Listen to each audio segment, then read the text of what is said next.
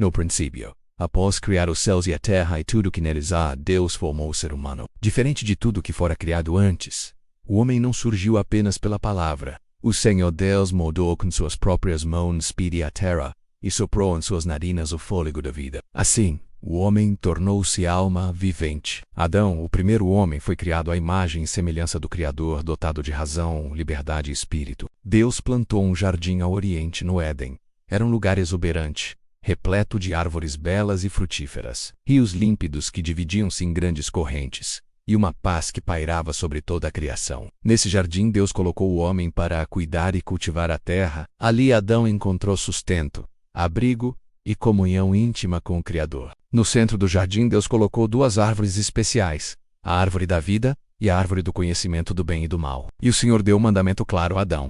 Ele poderia comer livremente de todas as árvores, exceto da árvore do conhecimento do bem e do mal, pois no dia em que dela comesse, certamente morreria. Não era apenas uma ordem, era limite, uma cerca de proteção, um lembrete da soberania divina e da liberdade responsável. Adão estava cercado de beleza, mas estava só. Deus viu que não era bom que o homem estivesse sozinho, então fez cair um sono profundo sobre ele, tomou uma de suas costelas e formou a mulher. Ao vê-la, Adão exclamou com alegria e reconhecimento: "Esta é agora o osso dos meus ossos e carne da minha carne." Chamou-a de mulher, pois fora tomada do homem. Era uma relação de igualdade e intimidade, de parceria e confiança. Homem e mulher viviam nus, mas não se envergonhavam. Isso simbolizava a pureza, a inocência e a completa transparência entre eles e com Deus. Não havia culpa, medo ou malícia. A criação estava em harmonia, mas a história não permanece no Éden por muito tempo. Entre os seres criados havia um que se destacou por sua astúcia. A serpente, instrumento do mal e da rebelião espiritual, aproximou-se da mulher com palavras sutis. Não atacou diretamente o mandamento de Deus.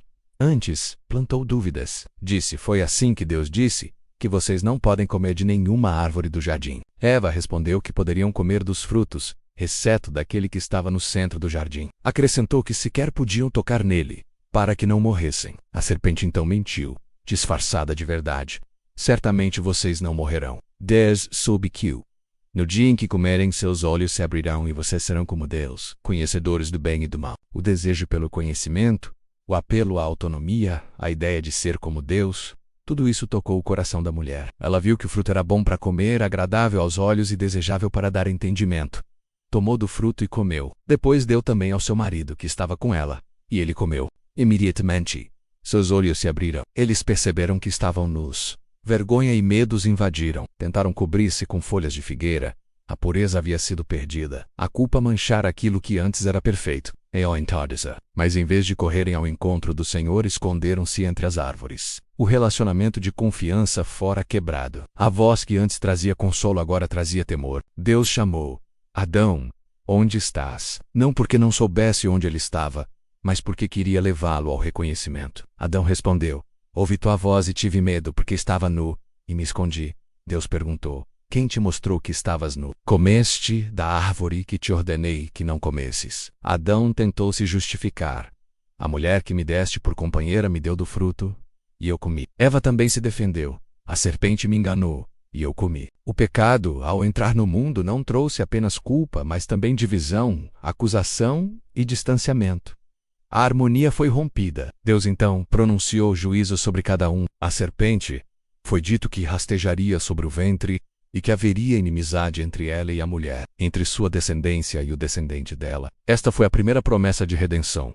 Um descendente da mulher pisaria a cabeça da serpente, ainda que fosse ferido. A mulher foi dito que teria dores ao dar à luz e que seu desejo seria para o marido, mas ele a dominaria. Ao homem, Deus disse que a terra seria maldita por causa do pecado e que ele comeria com dor todos os dias de sua vida. Do suor do seu rosto comeria o pão, até que voltasse ao pó de onde veio. Apesar do julgamento, Deus não os abandonou. Ele fez túnicas de peles para Adão e Eva e os vestiu. Esse gesto foi mais do que um ato de cobertura física. Foi um símbolo da graça. Para que fossem cobertos, um animal teve que morrer. Era uma sombra do que viria, o sacrifício que cobriria de verdade a vergonha do pecado. Então Deus disse: "Eis que o homem se tornou como um de nós, conhecendo o bem e o mal. Agora, para que não estenda a mão, tome também da árvore da vida, coma e viva para sempre." Deus os expulsou do jardim. Colocou querubins e uma espada flamejante para guardar o caminho da árvore da vida. A expulsão do Éden não foi apenas punição, mas também misericórdia.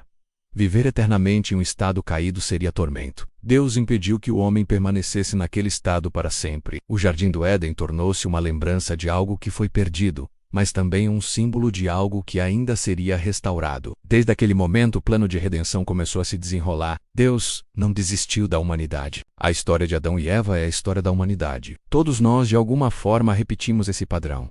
Ouvimos a verdade, mas nos deixamos seduzir pela dúvida. Desejamos ser autônomos. Buscamos o que é agradável aos olhos e esquecemos os limites que nos protegem. Mas Deus continua a nos chamar. Onde estás? A queda do homem nos lembra do perigo da desobediência, mas também do amor que busca, que veste, que promete restauração. O plano de Deus não terminou no Éden. A semente prometida viria, e seu nome seria Jesus. Ele, o segundo Adão, veio ao mundo não para ceder à tentação, mas para vencê-la.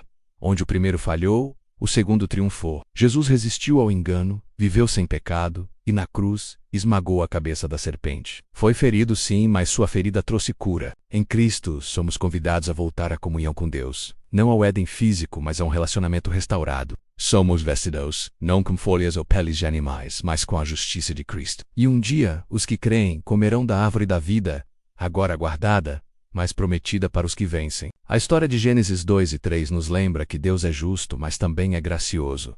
Que Ele pune o pecado, mas provê salvação. Que mesmo quando escolhemos nos esconder, Ele continua a nos buscar. Ainda hoje Ele pergunta, onde estás? E oferece pela fé um novo começo.